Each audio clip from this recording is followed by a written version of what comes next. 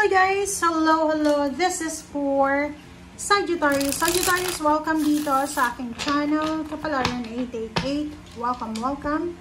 Alamin natin kung anong messages, vibration, gabay, energy para sa lahat ng Sagittarius. Okay, Sagittarius.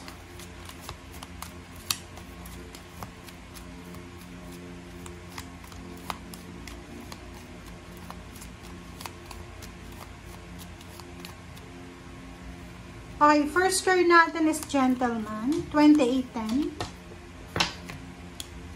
And Ship. Wow! Okay, isang lalaki na Sagittarius. Comment down below if you resonated. Lalaking Sagittarius. Single. If you're single, may hinihintay ka na relationship na posibleng mag-blossom.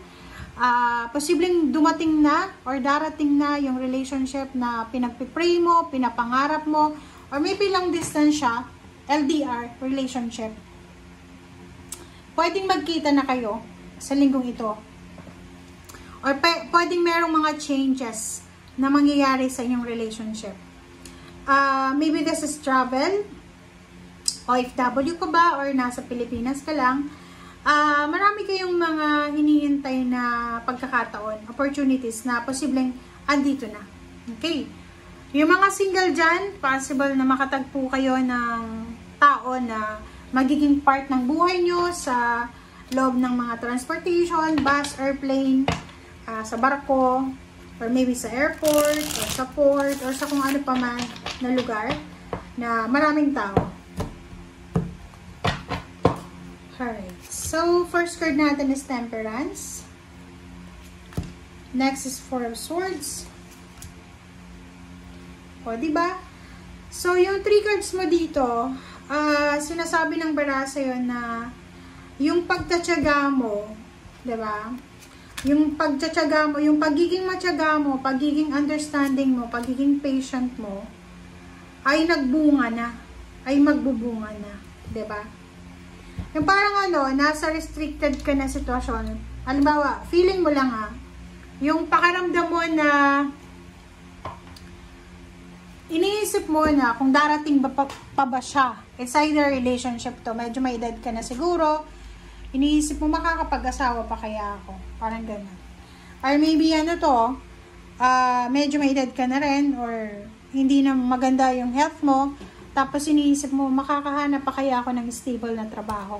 Parang ganun. So, doon sa mga Sagittarius na nakaranas kayo ng 8 of Swords. Yung 8 of Swords, this is parang siya, restrictions, entrapment, imprisonment, parang gano'n. Nakakulong ka sa isang sitwasyon na wala kang choice kundi mag-stay.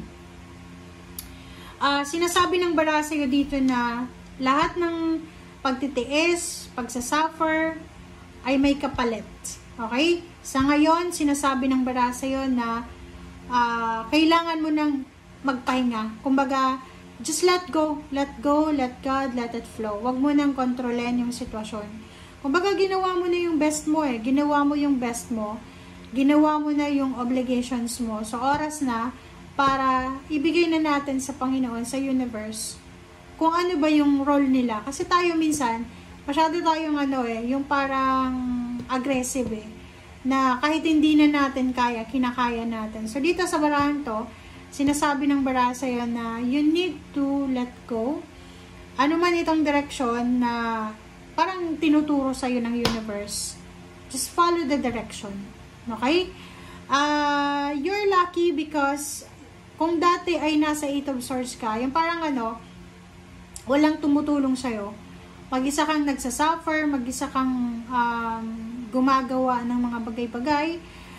Dito sa barahang to, sinasabi ng bara sa'yo na prepare yourself kasi medyo maninibago ka kasi dati walang tumutulong, mag-isa ka lang, but now sinasabi ng bara na maraming mga tao ang posibleng makakatulong sa'yo or maraming mga tao ang pwedeng mag-extend ng kanilang tulong para sa'yo.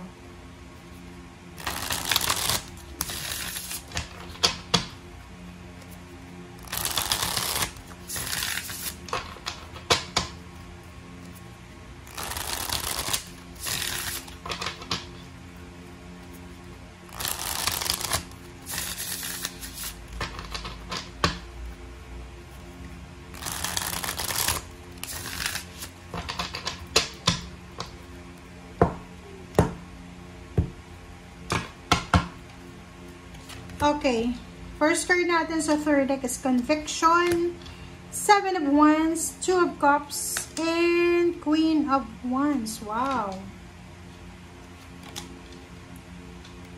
Alright. Wow. Sagittarius. Sinasabi ng bara sa'yo dito na meron sa inyo dito na in a relationship. It's either may asawa ka, may boyfriend, may girlfriend, may relasyon, parang ganon. And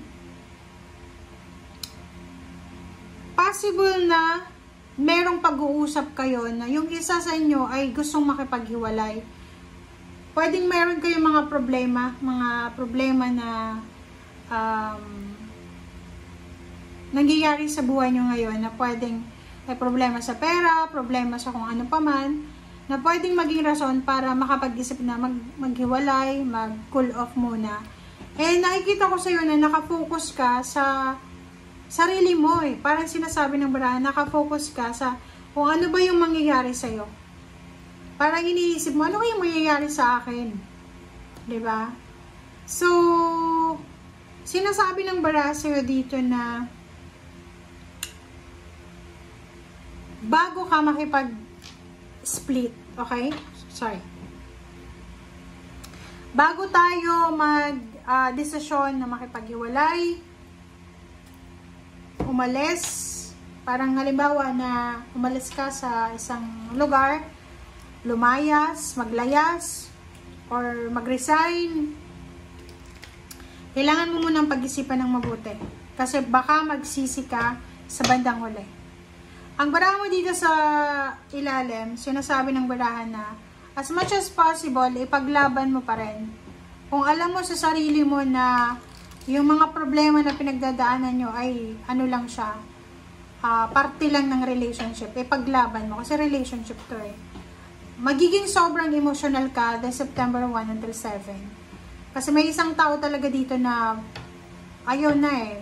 Ayaw nyo nang i-workout. Pero, ikaw, sinasabi ng bara sa'yo, make sure na pag-isipan mo ng mabuti, ipaglaban mo pa rin, kung ano man na relationship na to.